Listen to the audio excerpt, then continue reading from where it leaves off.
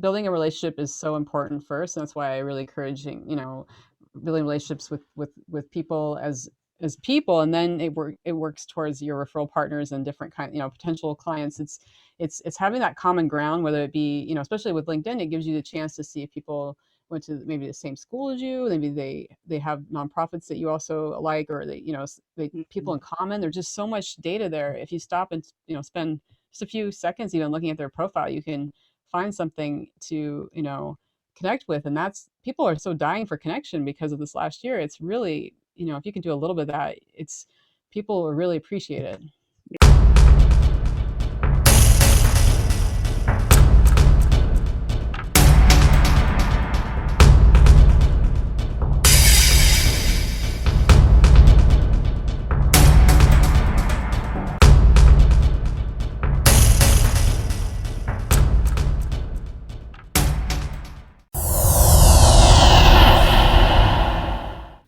Talking with the Experts. Hello and welcome to Talking with the Experts. My name is Rose Davidson from rosedavidson.com, and Talking with the Experts is about all things business by business owners for business owners. And you can find it on all good podcasting streaming platforms and on YouTube. And today my guest is Nedra Rezinas, and she brings over 20 years of collective business experience, including working with over 200 businesses on their websites and marketing decisions.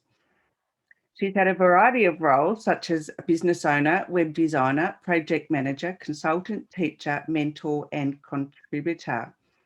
And she loves teaching at the Small Business Development Centre at the Portland Community College. She is a natural connector and can easily visualise all the pieces of marketing and how they connect and work together. She's also an activator, having energy to motivate herself and others around her to take action. Welcome, Nedra. How are you today?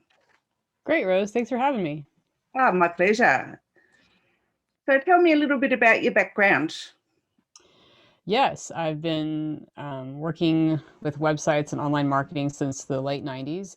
I've learned to, hand code HTML websites, and I've been an early adopter of platforms like Twitter and MailChimp, and it's been interesting to see the progression over time on how we've all adopted blogging and email newsletters and social media, and how that's affected how websites interact with clients and how everything all kind of ties together.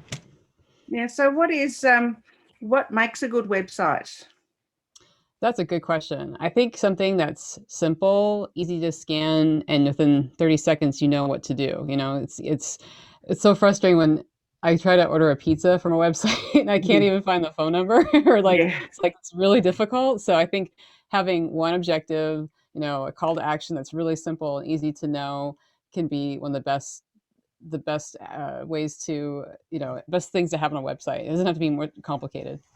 Okay, there's been some talk amongst different, I guess, coaches, consultants on websites not to have your phone number or email address. And what are your thoughts around that one? Yeah, that's a good point. I think it depends on the industry. I've had a lot of law firm clients that definitely want to screen more calls, so they don't miss. Some people don't want their phone numbers. Sometimes email can be a same thing. You get all this like tire kickers and spam. So I think it depends on what you're trying to achieve, and that's what's so nice is. There's all these alternatives like these Calendly and Acuity, these scheduling tools that people can use, and as an alternative to having people directly contact them so they can screen people. And it's really nice to see a lot of new tools out on the market in the last 5 to 7 years that allow for a different kind of interaction. Yeah, I'm also an early adopter as well, and anything new that comes on the market, I have to go and have a look at, and do the free trial and see if it suits me, because some of the stuff is just amazing.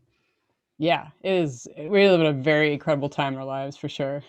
Yeah, and I think since this whole pandemic thing's happening, I think there's online tools have had to make themselves better, I guess, so because people are online so much more now. Yeah, I mean, even tools like Marco Polo and Voxer have become staples for some people's lives, personally or business, and how, asynchronous communication is kind of a vital tool to education, work, and personal. Mm. Okay, and so you work with mainly lawyers and that sort of people. How do you help them, and in their marketing? hmm Yeah, usually there's a challenge that arises, and most commonly it's looks like a rebrand or a website needs to be re, re, rebranded or recreated, or it's an outdated website. So I've helped one law firm that realized early in the pandemic they didn't have any of their social media profiles up and running. So it's a combination of different challenges, but it's usually one big one that I help them solve. And it's a combination of um, gathering what's working, what's not, and figuring out what the resources they have, and then helping them hire the right person to solve it. And that's, like I was mentioning to you earlier, was like it's really tricky because a lot of people I've talked to, my clients, have had a really bad experience with someone in my industry. Usually they've been burned, they've been overpriced, they've been lied to. So luckily, I bring to the table is a quite a group of vetted contractors and people I trust, that I can connect with them and help them get the job done and feel confident about it. Yeah. So what makes your business, different to all the others that are out there? That's a great question. Let me ask you this. So what happens when you hire a personal chef to make you food, right? They only make the recipes that they know, and that is not how I operate. I am definitely treat every client with a very much not a cookie cutter approach. It's very custom. So for example, I helped one client go through the steps of a rebrand plus a website, and had very specific needs around the website that made it very hard to find the right web designer, but I was able to help them achieve that.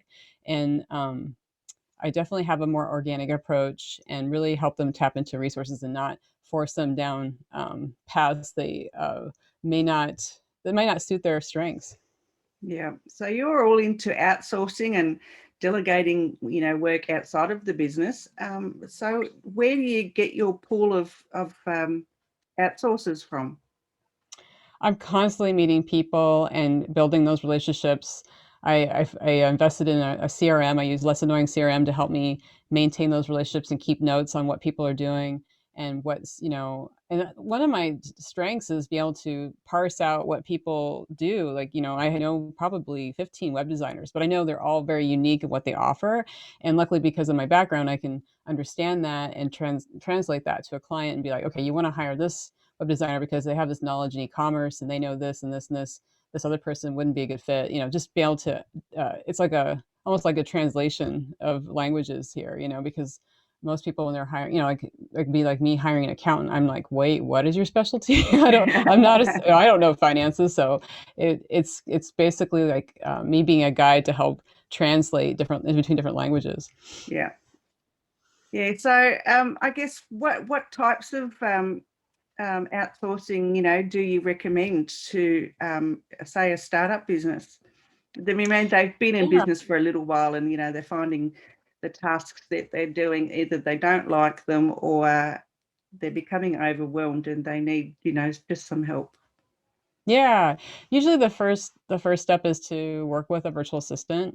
That's one of the easier ones, and it's less intimidating because you can. I mean, I think there's a lot of myths around virtual assistants, and you have to hire them for 20 hours a month, or it has to be so extreme and so intense, and that's not the case at all. And I've worked with probably like five virtual assistants over the last 6 years. So what I've learned is you can hire them for as little as an hour a week. It's just finding the right one that's willing to do that, and then making sure that you communicate what your needs are, and then having weekly meetings with them. Having constant communication has really made it successful for me to have these relationships with VAs and helping other people understand what they need to do to um, delegate, because delegation is not something that people are really comfortable with when they're new business owners, right? No, It's they're a not. really awkward thing. Yeah, it is. I find that as well, that because I've been doing stuff, myself for so long, trying to give Yeah. it to somebody else, you're thinking, will they do it as good as me, or will they do it better than me, or there's so many questions that you ask yourself, um, you know and if you don't get on with them, that makes it a bit more difficult as well. Exactly. And one of the things I find, just even just recently working with my own virtual assistant, is she is amazing. She makes better decisions than me about what my own marketing, because you get so caught up in it yourself, and then you'll Yeah. spend, three times the amount as someone else that's zeroed in, wants to accomplish it and get it done. And I think a lot of it is that perfectionism that really just leaches onto us. We're like, it needs to be perfect, or I can't put myself out there. Whereas if you have someone assisting you, they're going to get it out there for you and get it done and working, and then it's not even in your, it's not in your line of sight. It's just accomplished, and that's kind of a relief. Yeah, I think, and perfectionism is one of the downfalls of business owners, Yeah. because it doesn't have to be absolutely perfect, because it causes you too much stress having to make everything, perfect. And I think being imperfectly perfect is absolutely the way to go. Yeah, yeah, and it takes some practice to be able to release that. It's not something that comes easy for new business owners or even more experienced ones, you know. Yeah. So what makes a good VA? I like that question. I think someone who is willing to help document processes. Like, I think that, that's one of the first things I usually do with new VAs is reassess what processes I had with the old one, and decide, do we need to reinvent, or how can we improve this, as like going back to like an early adopter of software. What, can there something, is there a new AI or a new way to automate this or change this? Do I think, and then having those weekly conversations really helps me have that real time conversation to understand what challenges are happening, and what new knowledge can they bring to the table to make, usually one thing I have my VA do is help me with my newsletters. How can we keep improving this? And I think another good VA is someone who's curious and that asks a lot of questions, so they uncover basically what you're trying to accomplish. Sometimes as a business owner, you don't always know how to share that so that you're understood, but a good VA will basically be a detective and help uncover a lot of that. Yes, I think sometimes we, as business owners, when we've been doing it ourselves, yeah, you're right. We get too close to whatever it is, and we can't see where it can be improved. And then no one will come to us and say, well, you could do this a little bit better. So having a good VA is absolutely a treasure. You Yeah. need to treasure them if they're really good. Yeah. And what I find too, I don't know about you, Rose, but they're usually, what's happened is they're usually on this path, and I get a chance to hang out with them for a year, and then they graduate on to bigger and better things. And that's good, because I want them to, move on to a different position, because usually they're so smart. They're constantly learning, they're taking these certifications. So there's usually some other path they're on. And it's a lot like interns. It's usually someone who you're just lucky if you catch them for like that year, and then year two is probably about, unless it's a very specialized VA, or it's like more of an agency, because I'm talking about individuals, but agencies Mm, are different. You're gonna probably, a good 2 years is probably, you know uh, about what you're looking at. yeah, yeah. It's not a long time, and they go to become online business managers, or social media managers, or whatever it is, and just specialize in one thing. So yeah, and good on them for Absolutely. doing that. You know, Exactly. we all need a path in life. Hmm. Yeah, and it's wonderful that, the VA world, it gives so much flexibility to people and opportunity to work and, off hours, or, maybe you're in a situation where you have kids at home, or you have other jobs where you can just make it could be like a side income, it could be a supplement income. It doesn't have to be all or nothing. And I think in a world that we live in today, that is such a needed kind of income, or type of position that we desperately need. Hmm. So I get we haven't really touched on other marketing things that you do. I mean, you do, the websites and you do the VA stuff, but what other types of marketing do you help your clients with?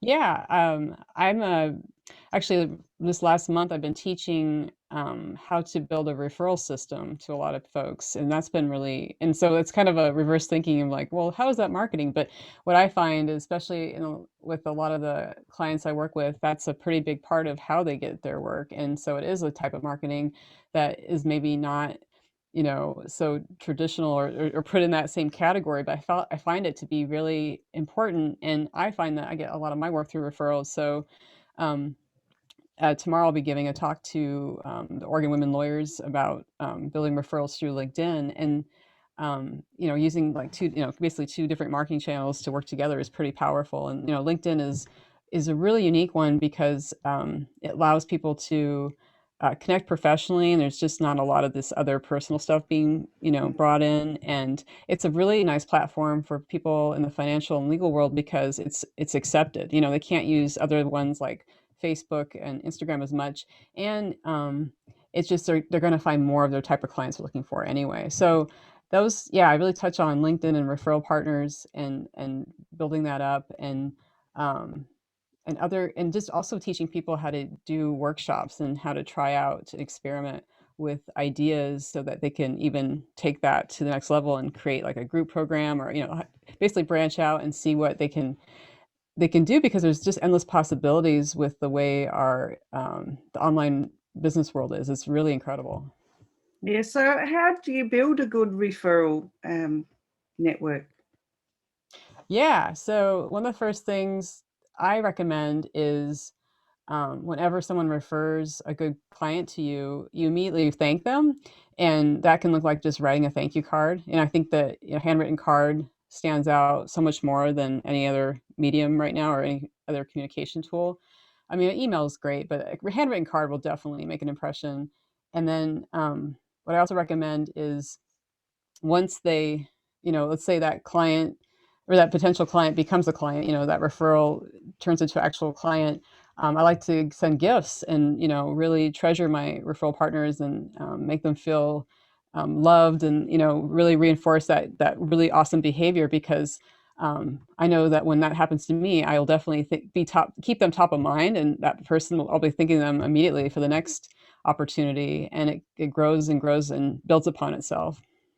Yes, and I know LinkedIn is mainly for businesses, and it actually has improved a lot, um, especially in the last year or so. Yeah, But yeah, what definitely. is the best way to get a referral partner through LinkedIn? Yeah, so what I have a method or a framework called the ring method, and basically I'll break it down. So R is reshape your profile, which basically is, make sure your profile looks as sharp and as possible, as professional as possible. Have a nice picture, have your title be current. A lot of times people's LinkedIn profiles are just outdated. They're just not, they don't reflect what's happened in the last year. So it's really important to just take note and put a little time and effort into that. And then I is invite people to your post through your posts.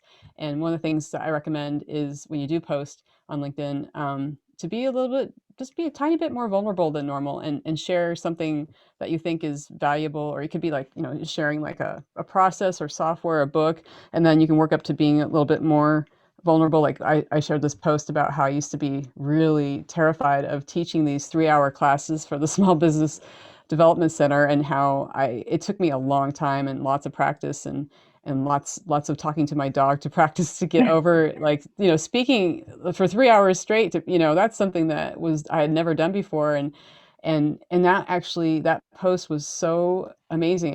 It connected me to so many different people because they identified with that too, and they were just surprised that I had those challenges. And I'm like, I think we don't really talk about this. So I think the more you can be a little bit more open about those things is big. And then um, the N is focusing on your top 50 people, and so that is looking like what I really recommend with LinkedIn is to not just scroll through your timeline and just like things as you see them, but actually focus on who you want to connect with. So like, let's start with naming your top 10 people that are your referral partners and going on there and commenting on their posts and liking them and really being thoughtful about it, like actually asking questions and engaging. And the thing is, if somebody's not getting a lot of engagement and you're posting on there and commenting on their posts, they're gonna notice that and start going, Nedra's, maybe I should talk to Nedra about stuff. She's talking to me. Maybe this is interesting. And start with name your top 10, but then work up to your top 50, so that you spend like maybe 15 minutes a few times a week commenting on these people's posts. But it really does make an impression, and I tell you, it's quite fascinating how psychological it is, and how it really helps people think about you and keep you top of mind. And then the G is sorry, hold on, what was the G? Uh, getting real with the direct messaging. So that's the other secret, I think, of LinkedIn that a lot of people are starting to realize is how to connect with direct messaging. And Rose, how many times do you get like these like cold messaging on LinkedIn asking you to hop on a sales call or all that kind of Oh, stuff, right? You get those too all the time, many, right? too many. Yeah, and so do I. And so that's not what I'm saying. Is it's the complete opposite. Is like craft a little bit of a message, and then copy and paste it, but then make sure you curate it to the person. But it's also just inviting them to connect with you and saying, oh, I think we have this in common. Can we talk more? Or even just asking questions and being friendly, because the more you can be authentic and friendly, it's just refreshing, because nobody else is really being like that on LinkedIn. So it's like, No, oh, what's yeah. that? I mean, Facebook's the same. You get a friend Oh request, yeah, you accept the request, and the next thing they're trying to sell you something, or get you to like their page or their group, or wow, yeah, I think you don't even know who I am. We haven't even had a conversation yet. right, Yeah, and it's just so spammy. So I just block them. I just think, yeah, I unfriend them exactly. straight away and just think, go away. Yeah, It's just not the way to do business. Not now, anyway. no, no. You're absolutely right. So I think building a relationship is so important first, and that's why I really encouraging building relationships with people as people, and then it works towards your referral partners and different potential clients. It's having that common ground, whether it be especially with LinkedIn, it gives you the chance to see if people went to maybe the same school as you, maybe they have nonprofits that you also like, or they people Mhm. in common. There's just so much data there. If you stop and spend just a few seconds even looking at their profile, you can find something to connect with. And that's, people are so dying for connection because of this last year. It's really, if you can do a little bit of that, it's, people will really appreciate it. Yeah, I've got I always make it a habit of on LinkedIn, if someone sends me a connection request, to check their profile out first. And if they haven't got a Yeah, profile picture, then they just get ignored. yeah, yeah. I think that usually is a sign that somebody's hiding. It's like, what Yeah, why your picture? So yeah, yeah, exactly. Yeah, it's not great. And I think cyber safety is so important these days. So yeah, absolutely. I think mm. that's So have important. you written any books, or got a podcast or anything? No, I've just been going on being a guest on lots of podcasts, and actually considering writing a book this summer. But yeah, so that's all kind of in, you're reading my mind. It's all kind of in the works as I progress along. It seems like those are the natural next steps for sure. Yeah, yeah. I've heard that writing a book gets you I don't know, more, it gets you in front of more people, and you become totally rich and famous out of it. I think it's possible depending on what the subject is and how you spin it, right? That's Definitely. absolutely right. Yeah, Absolutely right. yeah. So, any last words of encouragement or advice that you might give to a business owner, Nedra? Yeah, I think when it comes to marketing and hiring people, it's being consistent and showing up again and again is really the secret. And it's not sexy and it's not super exciting, but it does work. And a lot of people say, but I just keep repeating myself, and I'm like, sometimes it's the 10th time. That's when somebody's gonna buy from you. And don't be afraid to repeat yourself and use that evergreen content and repost things. It's you'd be surprised how effective it is. Yeah, absolutely. Absolutely. Well, thank you so much for joining me today. It was a terrific conversation. I enjoyed it heaps. Yeah. This was fun. Thanks so much, Rose. All right. Take care. You too.